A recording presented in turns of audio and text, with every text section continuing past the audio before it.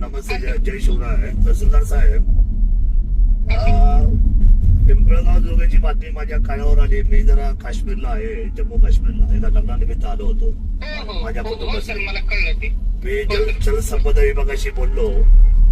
तुम्ही काय करा, जिथे जिथे ज्या पद्धतीने कालवा फुटलाय त्या ठिकाणी आपली महसूलची टीम पाठवून तिथे पंचनामा तातडीने करा. आणि पंचनामा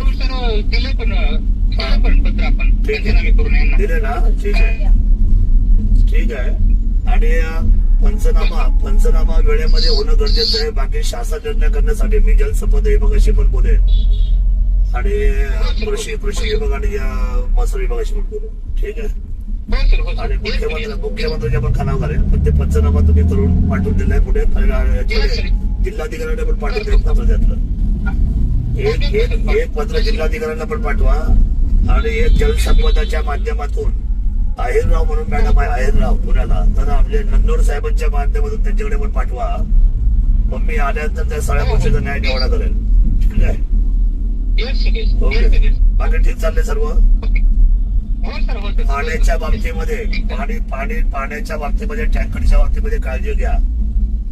आणि जिथे जिथे जिथे जिथे जिथे समजा वाटतं की आपल्याला पाण्याला अजून काही ठिकाणी समजा वाड्या वस्त्यांना पाणी देताना समजा आपल्याकडून अजून समजा परवानगी आलेली नाही, तर त्या परवानगीचा विषय थोडस वादा ठेवून तिथे चालू करा. त्याचं पेमेंट काय असेल ते मी फाईल आल्यावर कळलं का. पण टँकर काही खाजगी पण चालू करा, वाटच पाहू नका.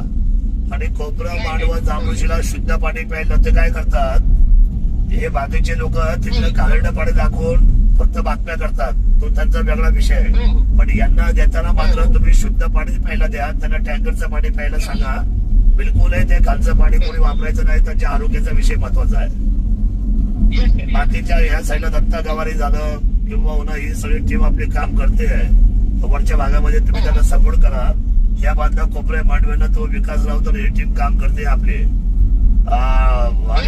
आणि या वरच्या बाजूला पंकज कळसरे. जिथे जिथे आपल्याला टंचाईचा विषय असेल तिथे बिंदास पाणी चालू करा. परवानगीची वाट पाहू नका. जर शासनाने पैसे नाही मंजूर केले तर ते पैसे मी पेड करेल. पण मात्र तुम्ही तहसीलदार म्हणून जबाबदारीने मात्र त्या ठिकाणी काम चालू ठेवा. ठीक आहे. ओके.